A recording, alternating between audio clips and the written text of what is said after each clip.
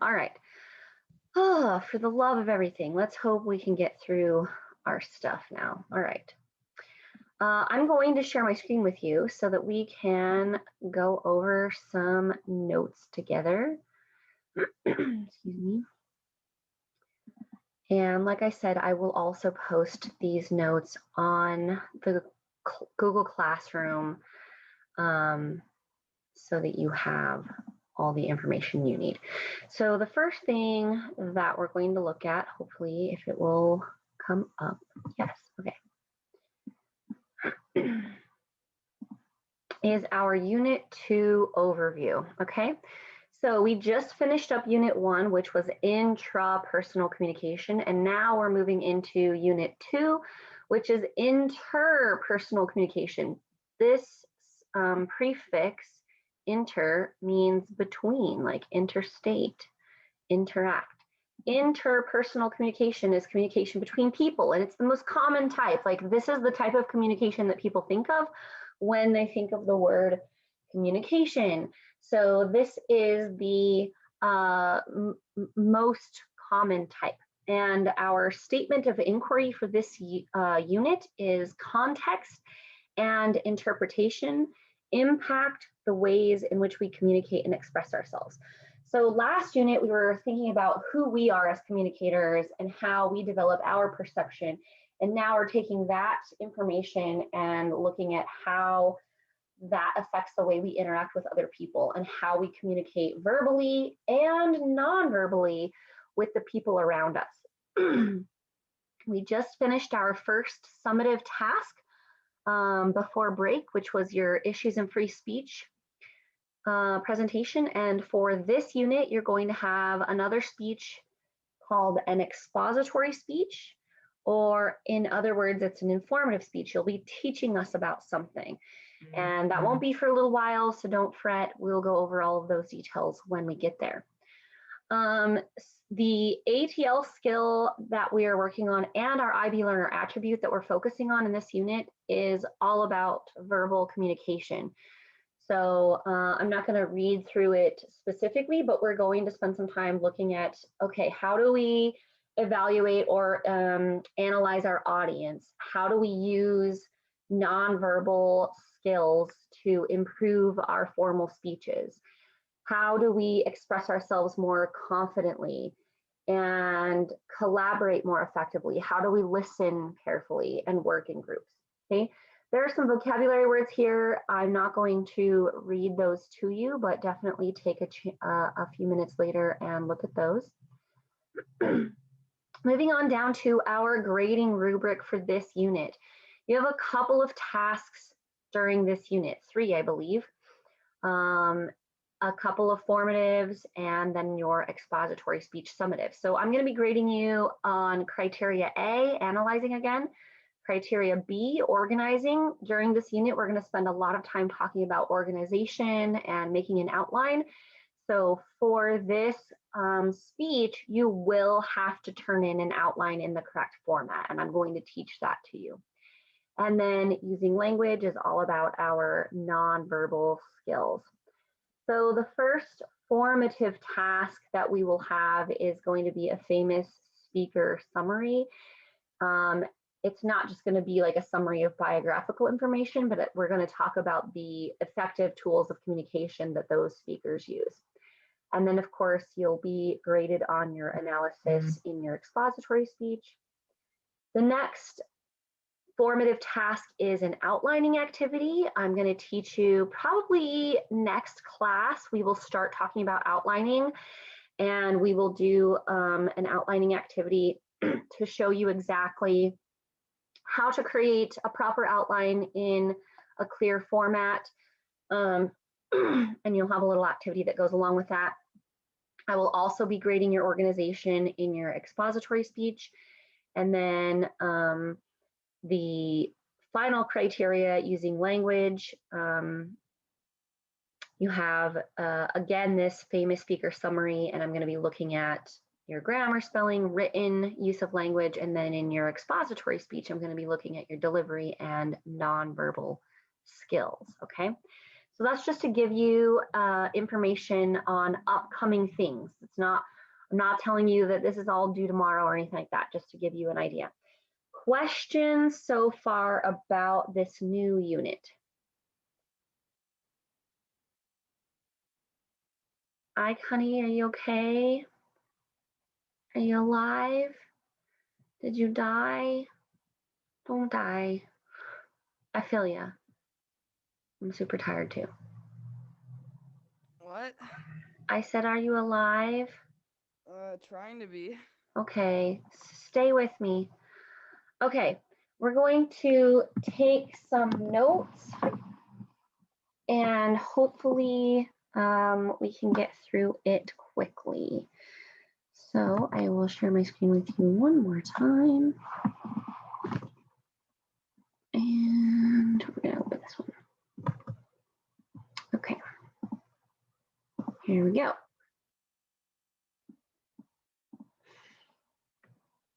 All right, Zion, can you read this quote on our first slide by Jose Samarago? Okay, think about this. Human vocabulary is still not capable and probably never will be of knowing, recognizing, and communicating everything that can be humanly experienced and felt. Thank you. All right, so human vocabulary is not capable of doing things. That's kind of weird, of communicating things. Give me a thumbs up or thumbs down. Do you agree or disagree with this quote? One person agrees, two people agree, three people agree. What do you think? Do you agree or disagree with this quote? Human vocabulary is or is not capable of communicating things. Okay, Wyatt, why do you agree with this quote? Why do you think that human vocabulary is not capable of communicating everything?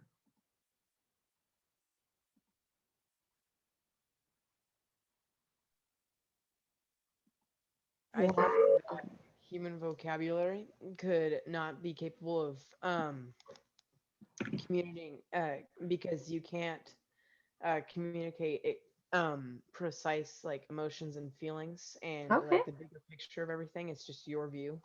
All right. I like that. Okay. Jackson, you disagree. Why do you disagree? So I kind of disagree because it's kind of like there's two ways that you can communicate with people. You can communicate online and you can communicate in person. Mm-hmm. And I think in-person communication is a lot better because That's you can very actually true. like tell people like what you really mean instead of expressing it with like emojis or texting. Yeah, Because you that's can't really very true. feel like what someone's talking about or going through over Yeah. text really as much as you can in person. So Yeah. Okay. All right. All right. So this quote is talking all about our human vocabulary, and essentially, I think what this particular person is saying is that our vocabulary is limited in some ways. Even if we are speaking to someone face to face, there still may not be a word to fully describe what it is that we are trying to communicate. So today we're going to look at the communication model. And bonus for you guys, because we are learning at a distance virtually, I'm not going to make you draw it. Yay! But you do still need to pay attention because we're going to learn about the different components of communication. We're going to break this down. You guys have been communicating consciously and verbally with actual recognizable words since you were around the age of 1 or 2. And so a lot of this you don't even think about. Your brain just does it really fast. But I want you to think about how challenging it might be at times when you're learning a new language. So keep that in your mind as we go through these pieces. So really quickly, I like to just throw this up here at the beginning. This is a list of the top 10 most desired skills that employers look for in employees.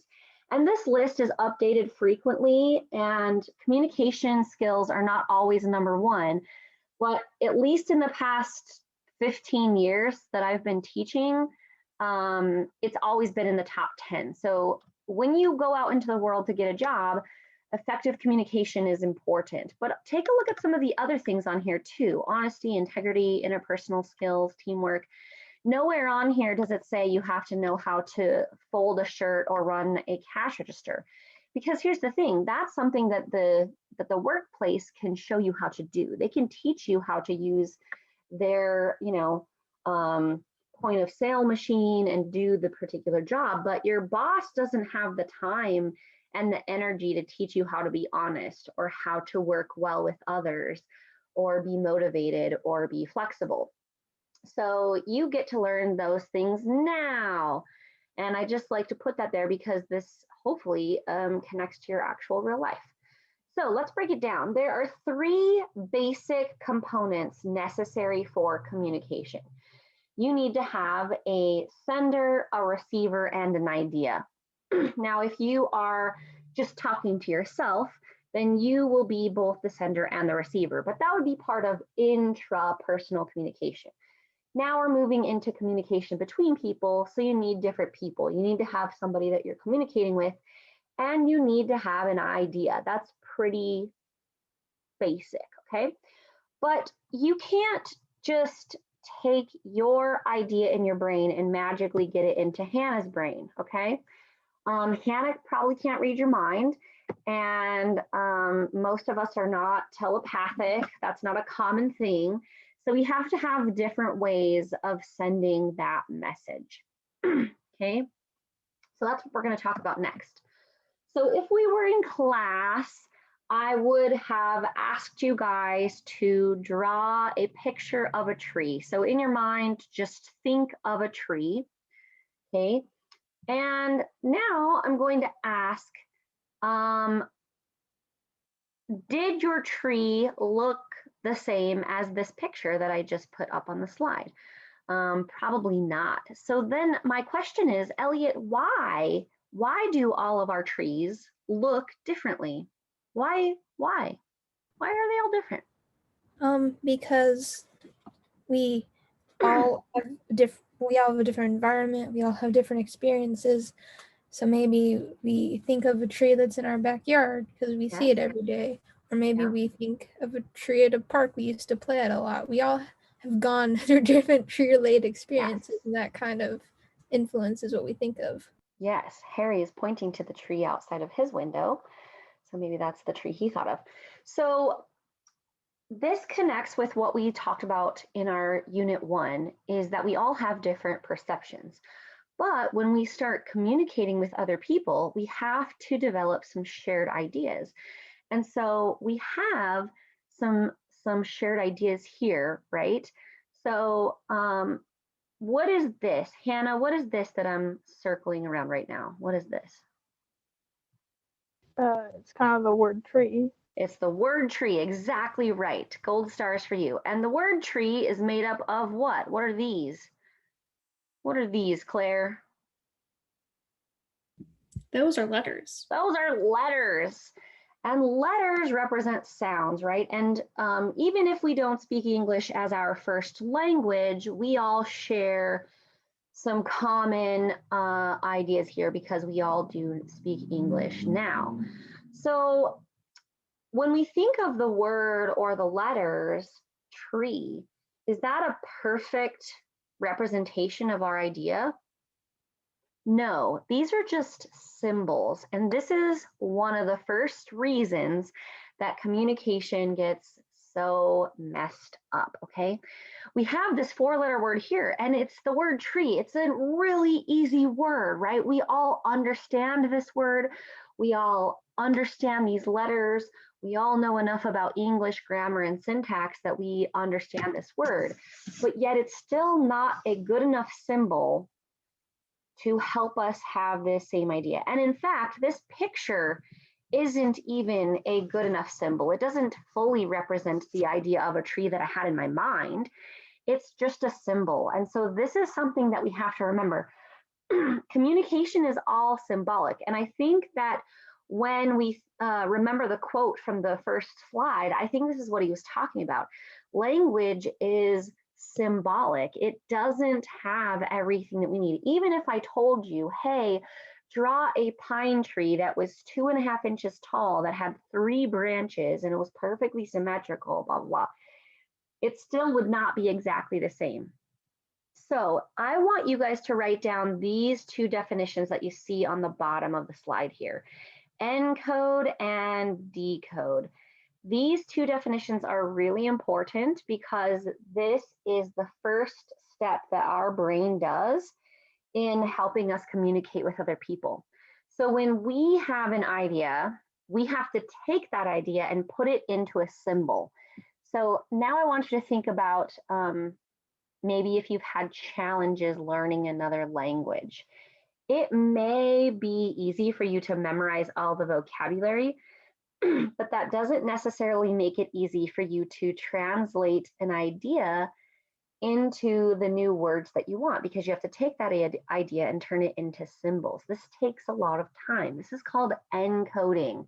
We have to encode our idea. I had to take my idea of a tree, turn it into a word, and then you guys probably would have preferred if I would have been more specific.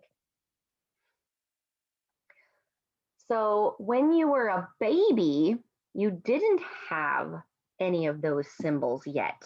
You had to learn those symbols. And so you started off just crying, and then you started to learn some symbols, and it wasn't always right.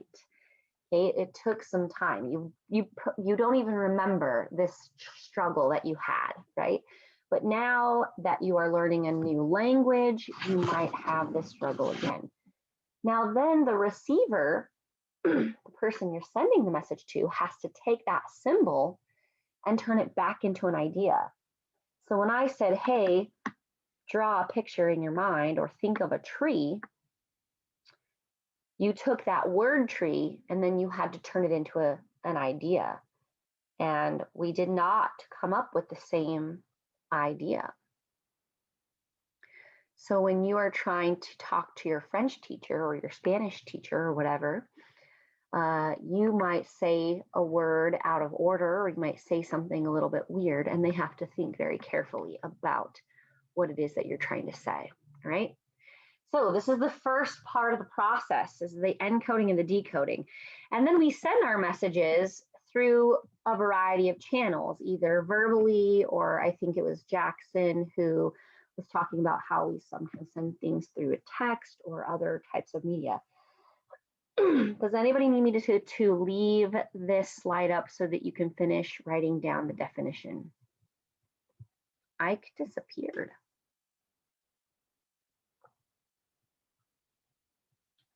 Hannah, where are you taking us? Excuse me. Are you taking us on a tour of your house?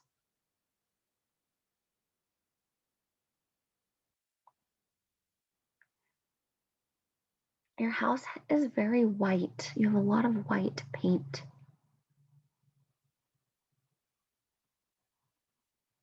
Okay, I am guessing that everybody is good with these 2 definitions. So we're going to move on. Oh, it's new. Oh, well, congratulations on your new house.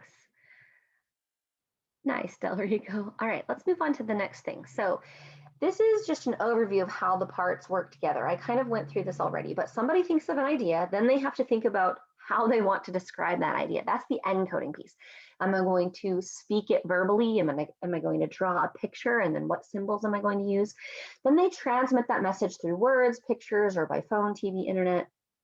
Somebody else receives the message and they have to turn it back into an idea, and then they provide feedback. So like I said before, I'm not going to make you draw this model of communication, but I do want you to watch the slide and pay attention to the beautiful graphic that I've made to demonstrate this, okay?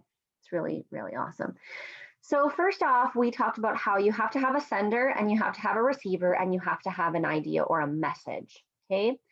And then the sender has to encode that idea into a word or whatever. The receiver on the other end is going to have to decode that. That message travels through a channel, all right? Now, if this was the entirety of human communication, we would probably have a lot less misunderstandings. But unfortunately, that's not the end. Once the receiver gets that idea, then they almost turn into a new sender and they send a new message back called feedback. Maybe they ask a question. Hey, Miss Cortez, what kind of tree did you want us to think of? How big was it? Da, da, da. They are also going to encode a new idea, or they might say, oh yeah, that makes sense. So we have this circle of communication. However, it's not a circle because it's not I talk, you talk, I talk, you talk. It's more like juggling. All of these things are happening at the same time, simultaneously. Even though I am the primary verbal communicator or verbal sender right now, all of you are still sending nonverbal, or at least 4 of you are sending nonverbal, or 3 of you are sending nonverbal messages because I can see your face. If we were all in class together, I could see all of your faces and I could be like, oh, some of you are communicating that you're with me. Some of you are communicating that you're taking notes. Some of you are communicating that you're bored. All of those things, right? But I can't see everybody's beautiful faces, so I don't know for sure. All right. Again, this is not all because as Elliot mentioned, we all come with our own perception, our own ideas, our own experiences, and that's going to affect the way that we interpret the messages, all right? And still that's not all because there are loads of places that communication can get messed up at every point in the cycle, and these are called barriers, okay? So we're going to talk more about these barriers. So here's the next thing that I want you to write in your notes. There are 3 types of barriers, okay? 3 types of barriers. So the first type of barrier is a physical barrier. These are things that are like outside of your control. These are things that you don't have control over. So the first one would be like, if the internet crashes during the Zoom class and Miss Cortez can't actually communicate at all, that would be a physical barrier. Okay, if there was a loud noise, if you were at a concert and you couldn't hear each other, then that would be a physical barrier. If you are too far apart, I mean, I know we're supposed to socially distance, but if you're too far apart and you're trying to get someone's attention, that would be a physical barrier. Or an object, like if you're in one room and you're trying to holler at somebody in another room, that would be another example of a physical barrier. All right, the second type of barrier is a semantic barrier. This has to do with language. And yes, if you're not speaking the same language, then you're not going to have shared symbols. This would certainly be part of a semantic barrier. But this could also be things like mumbling. Okay, my brother-in-law is a mumbler and I don't always know what he's saying. So a semantic barrier could be like if you don't share the same language, or if you're struggling to use the correct words in a language, if you're pronouncing things wrong, or mumbling, or you're just not clear, or your tone. Gotta love this one, okay? Where are all of my sarcastic people?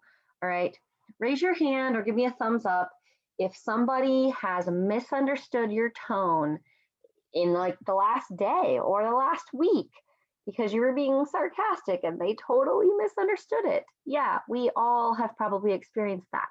So your tone could be a semantic barrier because it's going to affect the way that people interpret your message, all right? In written communication, we don't have tone at all, and that can be a challenge. So we try to use emojis and emoticons and things like that to supplement that lack of tone or replace our lack of tone, but it's still not very good. It's still not perfect, okay? So our tone. All right, the last kind of barrier is our psychological barrier. these are within our control, okay? This is your own mental barrier, right? So the first type is you just not being a good listener, okay? If you're not paying attention and you're not listening or you're not putting forth effort to try to engage in the communication, that's on you. Now, yes, they might have pronounced something incorrectly and you might have to say, oh, wait, like say that again.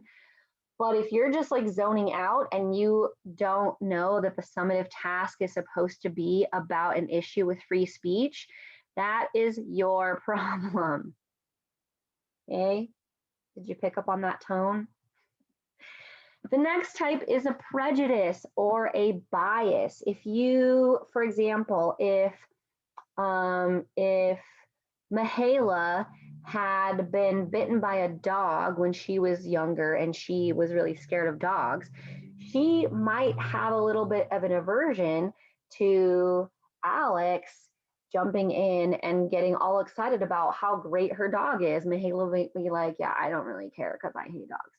I don't think that's the case, but like we might have a prejudice or a bias towards a person or a topic or an idea.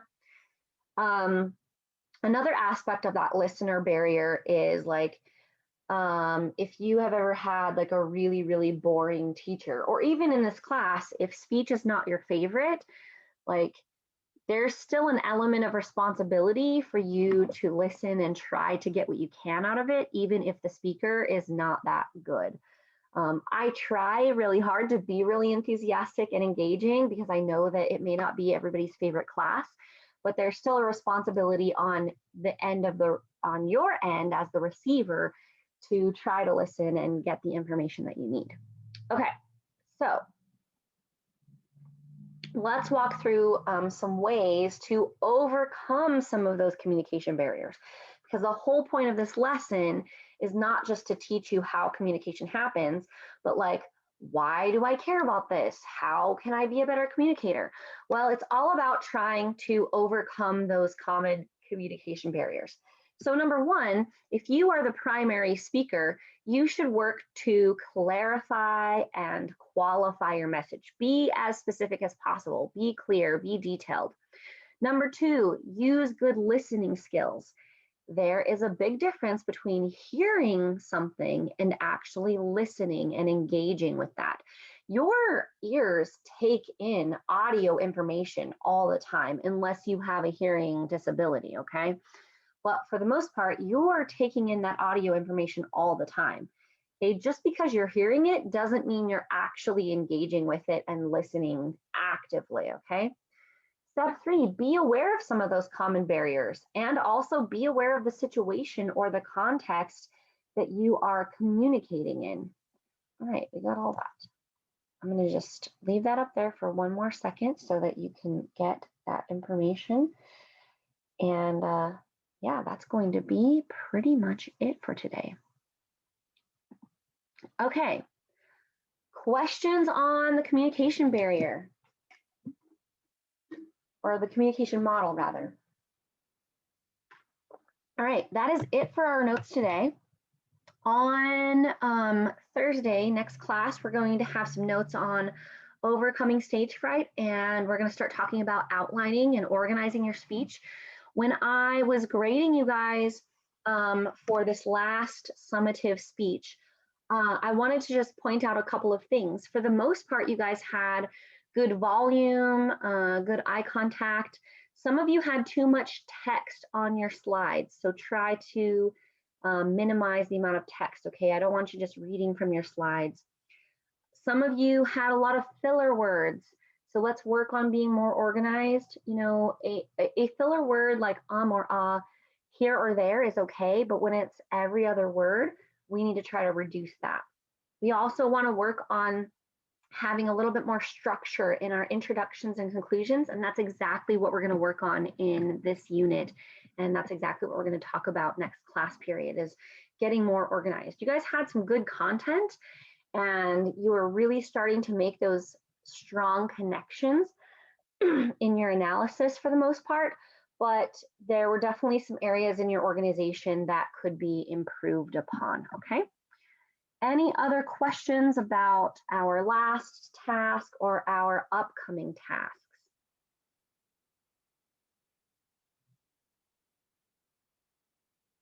Okay, excellent. Well, that's all I have for you guys today. Thanks for being awesome, even though we had a little craziness with our Zoom situation. Dryden, if you still are with me and can let me know what you're going to do for your last speech, that would be helpful. Everybody else is free to go. Have a great day. Bye.